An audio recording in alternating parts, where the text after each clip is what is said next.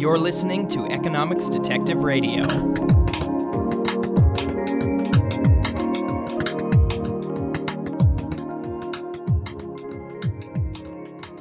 My guest today is Phil Magness. He is a historian and he teaches at George Mason University. Phil, welcome to Economics Detective Radio. Thanks for having me. So our topic today is Karl Marx. In particular, we're going to be discussing the fact that Marx is apparently the most assigned thinker in American college courses, and why might that be the case? So my first question to you is, how did the current debate on this topic start? Well, basically what we're seeing is a relic of an explosion of data availability. Over the past few years, there have been a series of projects that have tried to map out the way that academia assigns different texts, and one of those is a massive database that is being assembled through JSTOR and Google and a variety of other outlets called the Open Syllabus Project. And what this does is they've set up computers to crawl the web, and they put together this database of millions upon millions of college syllabi that have been taught in the United States, and they also go somewhat worldwide, but it's mostly U.S. focused over the past 10 or 15 years that have appeared on the web. And they use that to start mapping out what books are taught in those specific courses. And what we've seen in the past year is a lot of data starts to come together on which books are the most common. And right up there at the very top of the list consistently is Karl Marx's Communist Manifesto. Yeah, before this, there were a lot of anecdotes. You hear people talk about the Marxist college professor, and it was almost a cliche. And Right. It's like the old joke that the only place that Marx was left out of people that pine for the Soviet Union is the American college system. Yeah, and it was always a little strange to me. I'd hear these stories from other people, and I started out as a business major, but then switched to economics because I liked my economics courses. And I stuck with economics, through undergrad, a master's degree, and now halfway through a PhD. And I don't think I've ever had a Marxist professor. I have never had the Communist Manifesto assigned. So Who are these Marxists? Where are they? Well, that's the interesting thing is if you've gone through an economics trajectory, Marx is the only place you're likely to encounter Marx of any substance is a history of economic thought class. And I'd argue that's actually an appropriate place for him. He's a figure in the development of economic thinking, a major contributor to the labor theory of value, which we now repudiate for very clear reasons, but nonetheless he was in vogue for much of the 19th century, and he also shaped a lot of the derivative debates around communism in the 20th century. So that's an appropriate place to consider him. History of economic thought classes, as you know probably all too well, are fairly rare, very specialized, very niche type courses that only a few people at the PhD level even study with significant input. So it's not all that common that you find Karl Marx taught in an econ course. And using this database, the Open Syllabus Project, I started running some numbers on here to figure out where the Communist Manifesto is taught. And out of 3,856 syllabi that it appears on, this is the most recent ranking they have on all the different titles, only 103 of those were in economics courses. That's 2.67%, give or take, of syllabi that use the Communist Manifesto are actually economics classes, which I thought was kind of odd because, his main discipline, his main historical presence is as an economist, and yet his own discipline's not teaching them. So where are all these other texts being used? They're coming from mostly the humanities. It's the history classes, the philosophy classes, sociology, English. Those are probably the big four, and then it kind of trails off into other more niche humanities. But Marx's presence in the academy is almost entirely driven outside of Marx's core field of economics. Yeah, it seems to me that what we really want to know here is whether Marx is being assigned for totally innocent reasons, like, okay, he's an important historical figure, and you can understand things like the Russian Revolution better if you know what those guys were reading, so, you might want to read Marx. But there's also the less innocent reason, which is because maybe your professor, agrees with Marx and thinks he's right about everything and maybe is attracted to his political agenda. So How would you go about separating those two hypotheses? Right, right. I think they're both interesting and worth investigating. Very clearly, Marx has points of influence in other fields beyond economics. He is a major historical figure, for better or for worse. Argue much on the worse side, but nonetheless, he's there. There are reasons to study him as a historical document.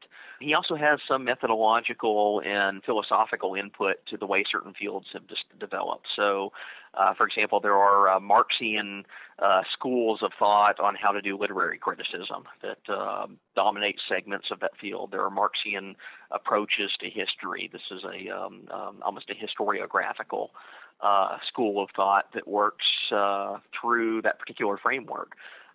Some of that may have intellectual relevance to the way that these particular courses are taught.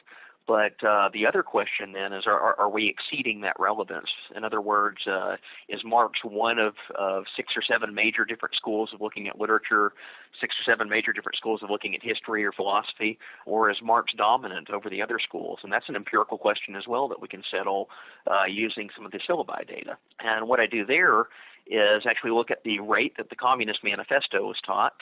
Again, as I mentioned, it's 3,856 syllabi out of this database record the Communist Manifesto on there.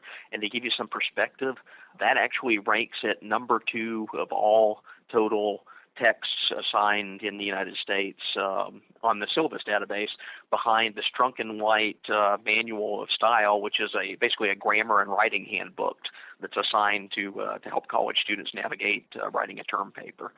So take out the style handbooks and those types of things. Marx is very clearly number 1.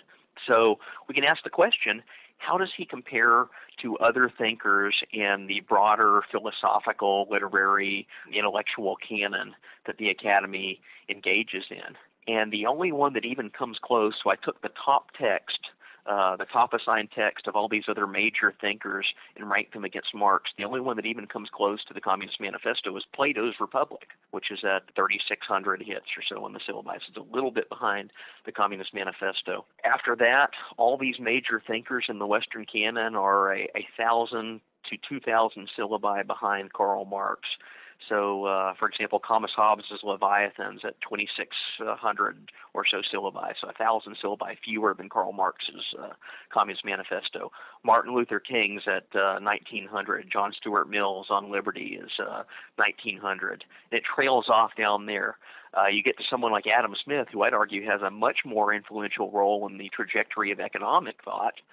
The Wealth of Nations, he's at 1,500 or so syllabi hits. So basically less than half of the number of times that Karl Marx is appearing. So what we have here is not simply a presence of a Marxian school among 6 or 7 different major ways of approaching these humanities issues. Rather, we see Marx is dominating the profession. It's dominating entire disciplines at rates that far outrank literally anyone and everyone who's a major intellectual figure in the history of human thought. Yeah, I've heard people say that philosophy is all footnotes on Plato, but you know, if Marx is beating out Plato, then I guess it's got to be everything's footnotes on Marx, which seems just wrong. Yeah, and I think it's worse in some disciplines than others. Again, setting aside that there may be valid reasons to study Marx, it's also very interesting the particular texts that they choose. It's not some of the more obscure texts that are particular to, say, historical analysis.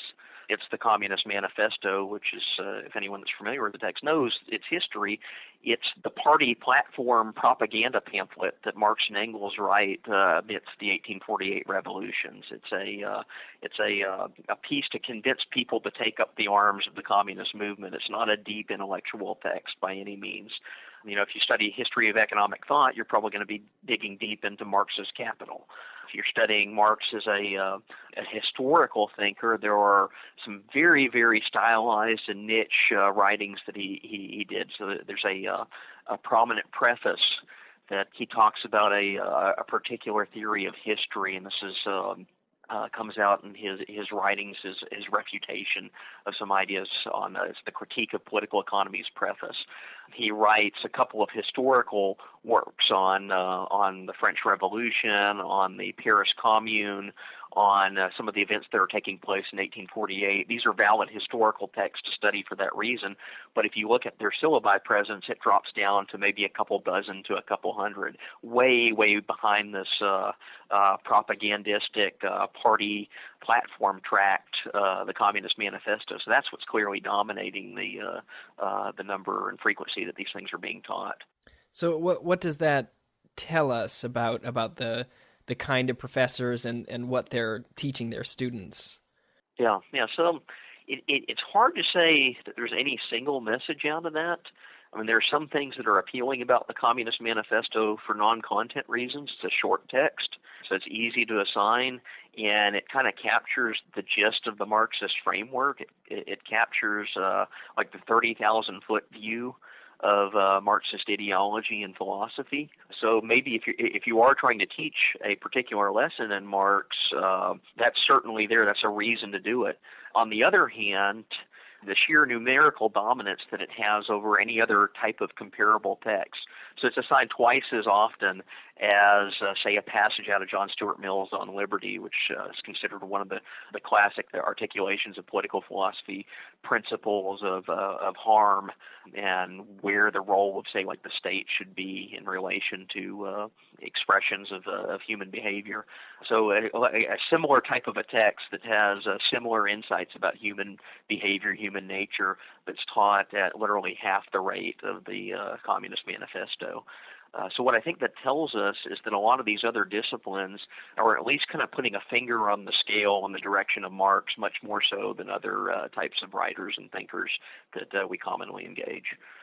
So I guess the really interesting thing about Marx is just how influential he managed to be, not only to the present day, but even in his own time. It's a little, I mean, to borrow a Marxist phrase, he could easily have been put in the dustbin of history, right? You know, why is Marx so popular? Well, there's, certainly the trajectory of the 20th century has helped him out. The fact that he was seized upon by a political movement that both through its own sheer will of force and then also just accidents of history came into political power in one of the largest imperial nations in the world, that's Russia, the Soviet Union. And then not only that, as an imperial power, aggressively projected itself over the course of its existence into other neighboring countries, other regions of the world. That gave Marx a very, very widespread dissemination in political entrenchment for the better part of the century. So he certainly helped out by that, by his followers, his heirs that seize on to him. So that's part of the story, at least, of why he becomes so big. Could you make a similar argument that Adam Smith, as the father of free market economics, has disseminated on the other side? Absolutely. But at the same time, Smith is not nearly as frequently taught or proselytized the way that Marx was. The second factor there is something I tend to call kind of Marxist chic. It's kind of a popularity effect that he's always enjoyed in the academy, and this is the stuff that we hear about anecdotally, that professions that are outside of the economic sphere, outside of the mainstream of economic thought, nonetheless seize on the Marxian analysis as if it's a proper representation of economic activity, and they use that as their primary framework, their primary way of, say, interpreting history. And it's not the only school of thought in interpreting history, but it's a very, very prominent one that if you're going to go through a PhD program in history, and especially in some subfields, you're going to get buried in reading after reading after reading of deep Marxist and Marxist-inspired and derivative economic theory. And this is kind of an oddity if we consider the trajectory of the economics profession in mostly rejecting these contributions, moving into other areas of thought. They've deemed it wrong as a way of looking at the economic world, and yet you have entire historical works that are written as if, say, Marx had won that battle in some weird alternative bizarro history. Yeah, so there you sort of see bits of Marx even where he's not mentioned. So, he sort of is he's not the first person who did class analysis or Right, right. looked at the working class versus the bourgeois, but he's certainly the most popular. And then of course in the modern academy you have people who have expanded that to include race and gender, but still Yeah, keep the yeah. same sort of Marxist framework, maybe not even mentioning Marx all the time. But when you hear people talk about race, class, and gender, usually they're borrowing from that whole milieu. Yeah, what's coming out of a similar umbrella. If you think of Marxian thought as the historical umbrella, race, class, gender, you could substitute that into the role of, say, the proletariat. So you get race liberation theory, class liberation theory, gender liberation theory, in explicitly Marxian framework that tends to become very popular. And then you also have a further derivative of that somewhat repudiates like straight up Marxism, although it's derivative in the sense it's under that same umbrella. This is the critical theory approach to doing scholarship, if you can call it that. And this is very, very prominent and deep in several of the humanities. It's more of a 20th century invention that came about out of philosophers mostly that were either Marxist or they called themselves post-Marxist. So they came through a Marxist channel to get to where they were, and they either repudiate or move beyond Marx, but they continue to use that same type of a framework. And these are theories of power dialectics between gender classifications or racial classifications. So it's all very much derivative of that same type of an origin. Yeah, so I mean, these syllabuses, they're weighted equally, right? So it doesn't matter whether the syllabus was assigned by tenured professor at Harvard or an Yeah. adjunct somewhere. Sure, sure. So it's syllabi that are literally scraped off the internet. So if it's online, if it's in any college, university website, anywhere, this tracker has gone through and picked them up. So we have all sorts of things from Harvard all the way down to local community college. Yeah, but I mean, when I think of modern day Marxist philosophers, I mean, I guess he's passed away now, but there's Cohen, right? Yeah. Jerry Cohen's going to be the main figure. Interesting on Cohen is he's also a huge figure in history because he wrote one of the main texts on Marxist applications to history. So he's kind of infected two fields in that sense. So we've mentioned how Marx is not seen well in economics, but I think we should probably go into more depth there because maybe some people don't know exactly what the economics arguments against Marx are. So would you like to comment on that? Yeah, I guess there are two specific areas. The first one is kind of hinted at, it's the labor theory of value, which was a central feature of Marxian economics. It's also subscribed to in varying degrees by classical economics. This is the question: where does value derive from? The old Marxist narrative. The 30,000 foot version of this is that the worker is being deprived of the value that he infuses into the product of his labor, effectively, and that value derives from the amount of hours that are worked, the skill, whatever that's brought to bear on producing the product. Most of this was thrown out in the wake of something that historians of economic thought call the marginal revolution. This really starts to take place in the 1870s or so, thereabouts, so a couple of decades before it disseminates. Karl Menger is an economist at the University of Vienna in Austria, is really one of the main figures here. He comes in and replaces the labor theory of value. He argues for a type of subjective valuation that looks at products in relation to personal preferences, which do incorporate things like scarcity. They do incorporate things like the time preference of the moment. But what it does is it dissociates value from this notion that it can be added up from the contribution that the laborer is being put in. And this resolves a lot of problems in the way that economic activity is modeled and framed and calculated. So most of our 20th and 21st century economic models are derivative out of this alternative of subjective valuation that comes out of the marginal revolution. They're derivative out of assessments of other input components that Marx wasn't considering in this more formulaic historical theory of value, and it works a lot better at explaining a lot of the witnessed economic phenomena we see. So the famous historical example was the water diamond paradox. Why is water at a point of scarcity in the middle of a desert of substantial value, even though it's common everywhere else? Why are diamonds virtually worthless to that person that's in the middle of the desert, whereas they're seen as this rare, valuable commodity if you move elsewhere, if you're in a normal trading society, for example? Well, marginal theory resolves that in a way that Marxist theory does not. So there's one thing that's repudiated. The second derivation of Marxist economics is repudiated in the early to middle of the 20th century is the notion of central planning, of economic planning. So you get several Marxist philosophers and economists, and this emerges with the rise of the Soviet Union. They got to figure out how to run the place. So this poses a practical problem. How do you allocate resources if you have deprived them of a functional pricing mechanism, for example? And this is one of the necessary features of the Marxist realm, is you take away private ownership, you collectivize industry, you collectivize personal property, factories, anything that's involved in economic production.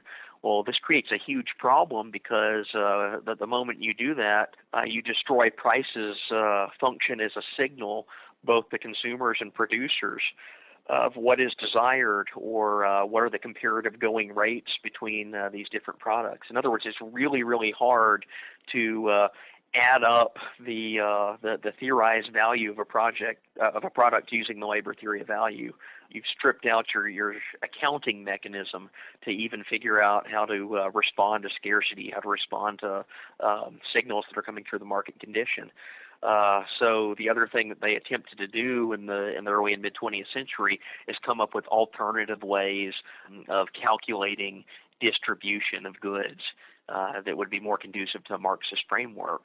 And what we found, and these are the main points that Ludwig von Mises in particular critiqued, but we've also seen later come through with the fall of the Soviet Union, is that this is virtually impossible. It's you take the price mechanism out of the equation, and the whole thing collapses in on itself. In other words, people even naturally tend to price things even when prices are removed from them. But the command and control approach, by contrast, has deprived itself of the most valuable signal that it otherwise would have to making allocative decisions. And as soon as that happens, it's just only a matter of time before the Marxist economy itself collapses. We saw that in the Soviet Union. We're seeing it in Venezuela today. So really what happens is those two major features of Marxist and Marxian-derived economics bear out the 20th century in ways that they lose the economic battle. They lose the intellectual battle among economists as a mechanism of explaining human interaction. Yeah. And we're left we're left effectively with a world that has repudiated these as economic concepts. Yeah. Even during Marx's lifetime, that sort of seams started to pull apart. So he looked around the economy and saw these excess profits everywhere, and concluded from that the capitalists must be exploiting the workers to get excess profits. A modern economist looks at that and says, well, I mean, there's an interest payment there. You need to take that into account. The capitalist pays the worker when he performs the work, but then he only gets the revenue when the good is eventually finished production and it's sold. So, right. Yeah, once you adjust for interest, there really isn't excess profit, and that sort of just, that's it for Marx. But even during his lifetime, there was this controversy that, if Marx is right, then there should be higher rates of profit in more capital-intensive industries, but there aren't. They're consistent throughout the economy. And there's this great work by Eugen von Bombaverk, I guess a successor to Menger, who says, who basically points this out. Yeah, that's exactly it. Before Marx is even dead, the formation of the main criticisms of his economic framework are emerging. And, one common theme of those criticisms is that Marx has set up this system of accounting, if you want to call it that, the system of valuation, that is simply missing things. It's missing part of the picture because they don't fit into the particular type of analysis that he's brought to the table. And, that's an external empirical deficiency of Marxist economic thought. Yeah, and the Marxists they start out very boldly saying, the capitalists are sort of a dead weight on top of this whole system, and if we get rid of them, Right. we're going to be so much more efficient. And then they sort of walk that back and they say, well, we can do just as good as the capitalist system because we can plan. And then they eventually sort of, quietly run off to the corners of academia Right. once that doesn't work out for them. Right. And academia being one of the few places where there are very few penalties for holding and harboring and even continuing to cultivate ideas that have not withstood the market test of time. Yeah, you mentioned Venezuela. I recently did an interview with Francisco Toro about Venezuela. I'll link it in the show notes page, which will be economicsdetective.com/Marx. Mm-hmm. But we see the ongoing influence of Marx, and in particular, the president Maduro has a Marxist academic named Alfredo Serrano, who has his ear, right? He's he listens to what the guy says, and what the guy says is sort of a mix of classic Marxism with utopian sort of campus liberal things like urban gardening and Right. sort of it's a bizarre situation. Yeah, so I'll link to that episode. So if people haven't heard it, but it's amazing that someone who lost the debate in his own field during his own lifetime 140 years ago could still be so influential on not only the academy but the world. Yeah, and not simply from a perspective of, hey, let's study this guy as a historical figure. So again, I want to stress this point. I'm not saying Marx is unimportant. I'm not saying don't study Marx. In fact, more people should look at him to give him a scrutinizing eye that he's often not getting from his own adherents. But the interesting thing is the way that he's diffused into other areas of the academy, other areas of thought, and is considered as some sort of like this mainstream figure, or not only that, this figure that is more influential than pretty much anyone else in human history by comparison. It's very odd. I think it speaks to some of the problems that we also see in these other disciplines about the lack of intellectual diversity.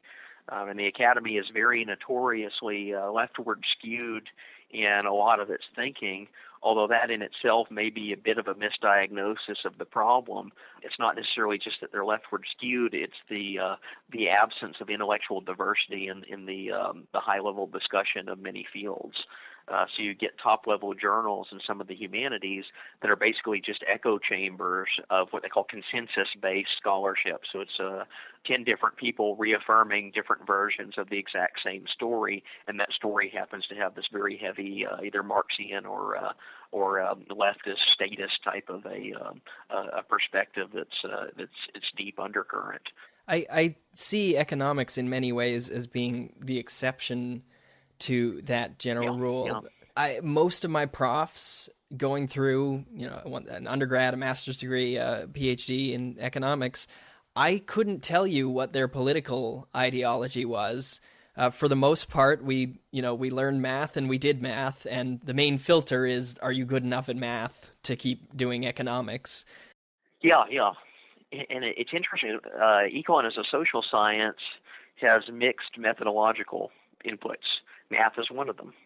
Quantitative modeling is a huge part of economics, but there's the other side, a core of economic theory. There are entire ways of thinking that cause us to approach problems that we see in the world through notions of scarcity, through trade-offs, through opportunity cost, stuff like that.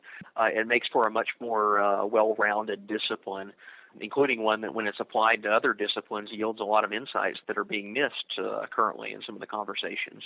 that those disciplines are engaged in. And I find this a lot in my own scholarship. I use economic concepts, economic models, and various bits of economic data to try to interpret historical events and figure out what was playing out from a perspective of political economy in, say, 1850. It's the same tools an economist would apply today that yield information about a historical event, but are often either completely overlooked or very much missing from common public discussions among academics about those events.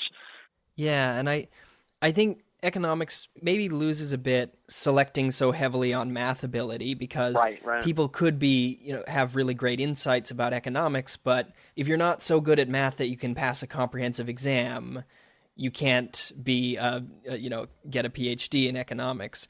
But in these other fields, at least math is somewhat orthogonal to our policy conclusions. But in these other fields, I feel like there's a different selection mechanism. Yeah, and you see this in quite a bit of the historical literature on slavery, which is one of the main areas I work on and write on. And the biggest trend, I'd say, of the past decade or so has been trying to figure out slavery's relationship to capitalism. And I say this specifically in the history profession. Historians have taken to trying to understand that relationship, which does exist. There is a historical basis for asking that question. The problem is economists have been talking about this for hundreds of years. You can go back into Adam Smith's writings, and he is asking political economy questions about why does slavery persist and how efficient is slavery versus free labor. He concludes that free labor, at least on a theoretical basis, should be more efficient and more, in most cases, more profitable than the slave plantation system that existed in his own time. That played out as a theme among economic discussants for most of the late 18th and early 19th centuries. So here you have historians that are coming along 150, 200 years later looking at the issue of slavery from what they claim to be an economically informed perspective, but it's just importing Marxism. It's just importing this very loose, empirically unchained, and ideologically infused type of labor class analysis to slavery, and therefore Marx becomes the hammer that explains every nail. And it's yielded some really weird kind of results. So there was one major book on this type of a genre by a historian by the name of Ed Baptist at Cornell. It's called The Half Has Never Been Told, which is kind of ironic, even if you consider from that perspective, it's a question that economists have been looking at for 150 years, and he's claiming, hey, here's something new that's never been told. The analysis he provides of slavery is mainly class analysis, and it asserts that capitalism enables and is benefited by slavery, and it causes slave owners to become basically these kind of evil entrepreneurs that beat productivity out of the slaves themselves, effectively by torturing them, and then overlays it with this thick, heavy labor analysis. He does attempt to engage some economic concepts, for example, such as gross domestic product. He uses national income accounts to try and estimate slavery's role in the mid-19th century economy. And several economists have looked at it, and they found that he botched the formula for calculating GDP and basically completely unwittingly double, triple, and quadruple counts input components of the slave economy, and ends up with this ridiculous figure that basically says that like 50% of America was driven by slave production, as opposed to what the actual numbers showed on, say, like cotton output being 4% of the economy or 6% of the economy. So it's not only an attempt to adapt economic knowledge to a problem, because he's so mired in this ideological framework, he's completely mistook and completely misused a common economic tool that other scholars in another field have been deploying much more rigorously for many decades. Is there something that can be done to help these fields that are sort of mired in this Marxist ideology? Yeah, so I guess I can talk mostly to history on this, but I think it's something that applies, to say sociology or literature, philosophy. And this is First, for PhD students that are coming up through any of those fields, take the time, and it's going to be mostly on your own. It'll be mostly on the side, but to at least familiarize yourself with economic way of thinking. Familiarize yourself with basic economic principles of scarcity, trade-offs, opportunity costs, and the political deployment of these tools. So I often tout public choice theory as a mechanism to do this as well. But familiarize yourself with just the basics of that literature and start asking some of the same research questions you're being asked internally to your own discipline. Okay, what would an economist say about this? And that will open up new research avenues, research questions that are currently simply not being asked in a lot of those fields. And the second thing I'd urge is economists that are working on a straight up PhD program in economics. They're doing all the math, they're doing all the formal modeling, as well as the theoretical work. Deploy some of those tools to other areas of analysis, but do so constructively, not trying to move in and just colonize, say, the history department or the English department, but familiarizing yourself with what does the existing scholarly literature say about Shakespeare, and based on that literature, what are some of the particular points of insight that economists may bring to bear there? Or what does the scholarly literature say about slavery or the Progressive Era or tax policy and the New Deal? These are very obvious things that an economist should be able to engage in very clearly. And what have the historians gotten right? What have they gotten wrong? And why? What are some of the tools that we can deploy to broaden maybe the intellectual horizons and discussions that are taking place around a lot of these huge, important questions from a scholarly perspective, but questions that are also not being asked in as nearly of a thorough or scrutinizing detail as would be the case if they weren't so intellectually mired to particular ideologies. Do you have any closing thoughts about Marx scholarship or anything we've talked about? Yeah, so the interesting thing there that I'd urge pretty much anyone that's thinking about going on to further study, this is a question that I get all the time from history PhD students that I talk to, and I imagine it's very similar in a lot of the other humanities.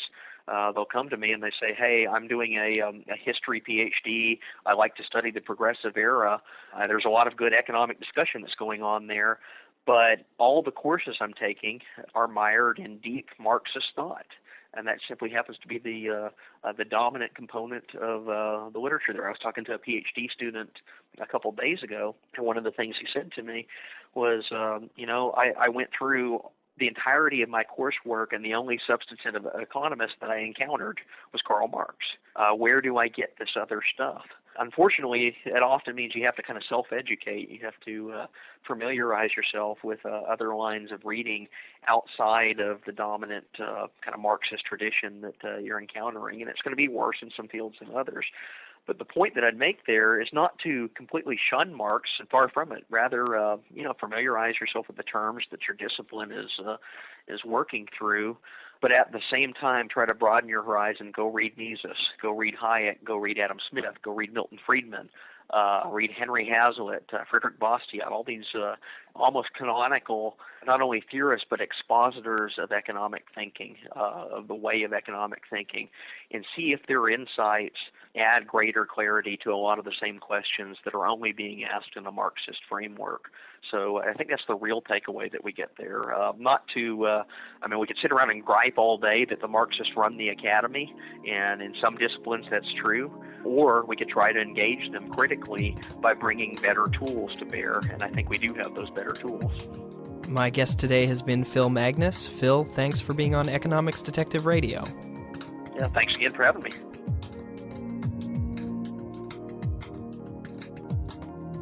Show notes page for this episode is economicsdetective.com/Marx, where you can find a write-up of the episode and, of course, links to the works that me or my guest mentioned. I think this was a very interesting discussion, and if you'd like to add your own 2 cents, you can head over to that show notes page, again, economicsdetective.com/Marx, and leave a comment. Maybe tell me a little bit about your experience with Marxist professors in college. Did you find that you had a lot of Marx taught to you when you were going through school?